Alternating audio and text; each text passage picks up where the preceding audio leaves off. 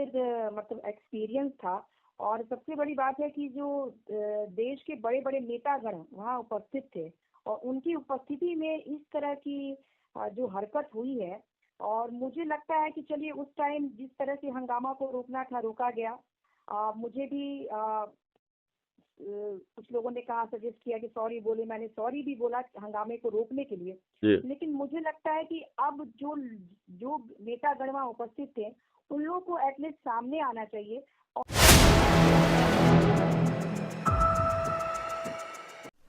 नमस्कार, आप देख रहे हैं 4 PM और मैं हूं अभिषेक मिश्रा।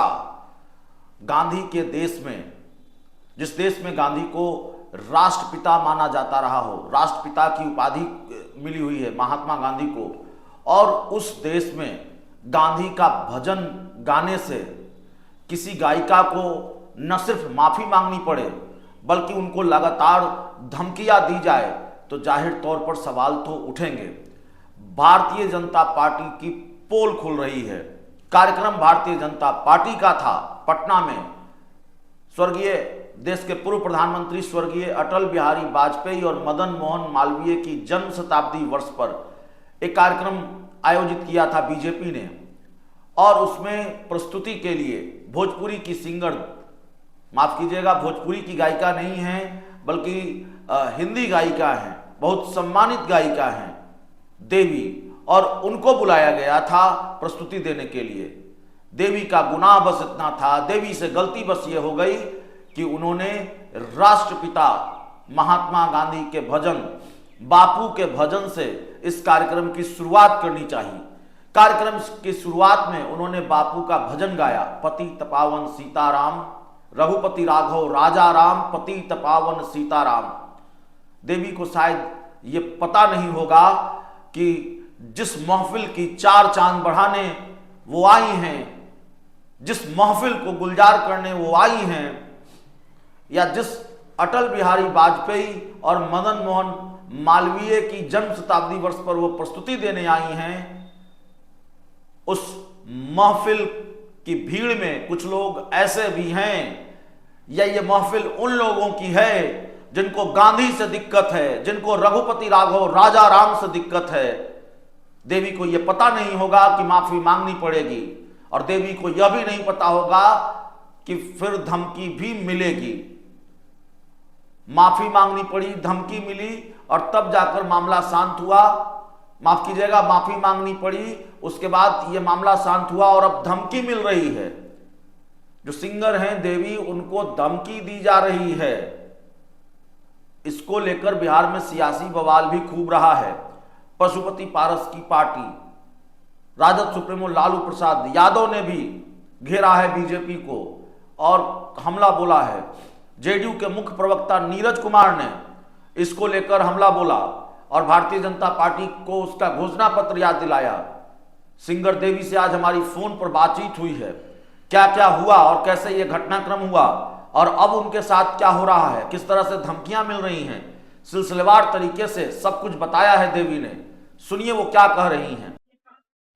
मैम, ये तो बहुत हैरानी भरी खबर है और इसको लेकर बहुत हैरानी भी जताई जा रही है। बापू का भजन, ऐसा कोई गुनाह नहीं कर दिया आपने। एक भारतीय जनता पार्टी का एक कार्यक्रम था और उसमें आपने रघुपति राघव राजा राम गाया। सबसे पहला सवाल तो ये होगा, क्या आपको ये उम्मीद थी कि इतना विरोध होगा, और फिर क्या आपको ये समझ आया कि ये विरोध किस लिए, ये हंगामा किस लिए? महात्मा गांधी देश के राष्ट्रपिता, और उनका भजन आपने गाया जो अक्सर गाया जाता है, जिसको बहुत पसंद किया जाता है। देखिए, ये तो बहुत ही अनएक्सपेक्टेड मतलब एक्सपीरियंस था।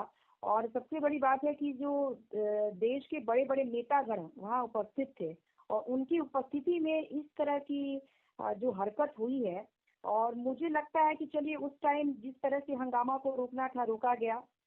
मुझे भी कुछ लोगों ने कहा, सजेस्ट किया कि सॉरी बोले, मैंने सॉरी भी बोला हंगामे को रोकने के लिए। लेकिन मुझे लगता है कि अब जो जो नेतागण वहाँ उपस्थित थे उन लोगों को एटलीस्ट सामने आना चाहिए और इस बात का खुल के विरोध करना चाहिए। क्योंकि इस जो ये जो कृत्य हुआ है इसमें बहुत सारी चीजें सामने आ रही है। सबसे पहली बात तो ये कि महात्मा गांधी जी का ये प्रिय भजन था, उस पे उन लोगों ने महात्मा गांधी जी का भी लिहाज नहीं किया और इस तरह की हरकत की। नहीं, यही सवाल तो है मैम कि महात्मा गांधी के भजन से इतनी दिक्कत क्यों? और जाहिर है आपके सामने क्या परिस्थिति रही होगी, समझी जा सकती है बात।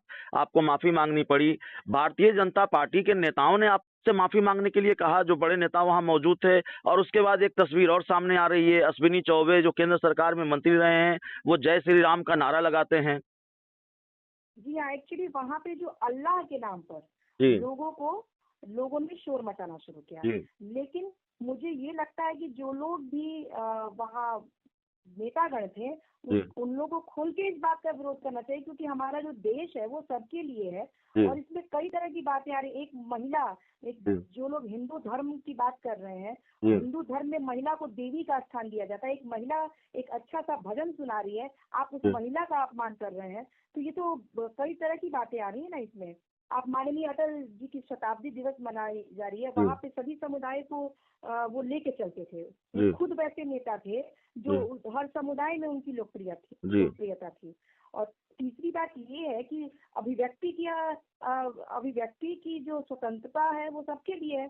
कोई किसी भी भावना को रख सकता है अपने अंदर। आप कौन होते हैं उसे गाइड करने वाले? आप कौन होते हैं उसका विरोध करने वाले कि तुम ऐसे ही गाओ या ये भजन ऐसे है? वो कोई भी जो कलाकार है उसके पास वहाँ मौजूद भारतीय जनता पार्टी के नेताओं से क्या बाद में कोई बातचीत हुई? उन्होंने क्या खेद प्रकट किया आपके साथ जो सलूक हुआ उस कार्यक्रम में? मेरे को किसी का कॉल नहीं आया है। हाँ, इस पूरे प्रकरण में मेरे पास फोन आया है अश्विनी चौबे जी की जो बहू है, जो कि मेरे मित्र भी हैं और उन्होंने काफी पहले भी मेरे कई सारे प्रोग्राम्स, उन्होंने मुझे प्रोग्राम में आमंत्रित किया है। उनका कॉल आया था और उन्होंने मुझे यही बात बताई कि पिताजी इस घटना से बहुत नाराज हैं। उन्होंने कुछ लोग चिन्हित हुए हैं, उन लोगों पे उन्होंने फटकार लगाई। जी, लेकिन आपको हैरानी हुई होगी जाहिर तौर पर मैम, जिस तरीके से बापू के भजन से इसको लेकर ऐसे अब कई प्रतिक्रियाएं सामने आ रही हैं। लालू यादव, राजद सुप्रीमो लालू प्रसाद यादव ने भी इसको बहुत गलत माना है, इसको लेकर ट्वीट किए हैं और ऐसे कई बयान सामने। हमारी बात जेडीयू के मुख्य प्रवक्ता नीरज कुमार से हो रही थी, उन्होंने बीजेपी का घोषणा पत्र बीजेपी के कार्यकर्ताओं को याद दिलाया और उन्होंने बहुत आपत्ति जताई है। ऐसे बयानों को आप कैसे देख रही हैं, राजनीतिक रूप से जो बयान सामने आ रहे हैं?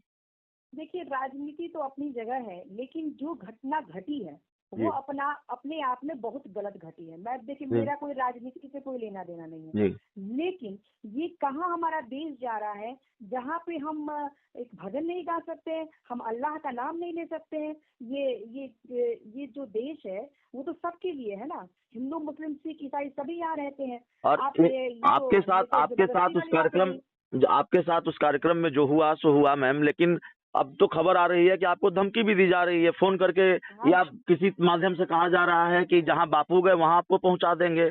ये बिल्कुल, मैंने सोशल मीडिया पे मैंने जब स्क्रॉलिंग कर रही थी तो वहां पे एक पोस्ट आता है कि देवी तुम सुधर जाओ, और नहीं तो जहाँ गांधी जी गए हैं वही पहुँचा दिया जाएगा। तो क्या स्टैंड होगा मैम आप इसके लिए? धमकी को लेकर कहीं पुलिस वगैरह में साइबर क्राइम में? मतलब अपनी सुरक्षा को लेके भी चिंता हो रही है कि हम मतलब एक भजन गाने के बाद, एक अल्लाह का नाम, ईश्वर अल्लाह तेरो नाम गाने के बाद मुझे इतने विरोध का सामना करना पड़ रहा है। अब लोग मुझे धमकी दे रहे हैं, तो अब तो मैं काफी चिंतित हूँ। जी, ठीक है मैम, हमसे बात करने के लिए बहुत बहुत शुक्रिया आपका।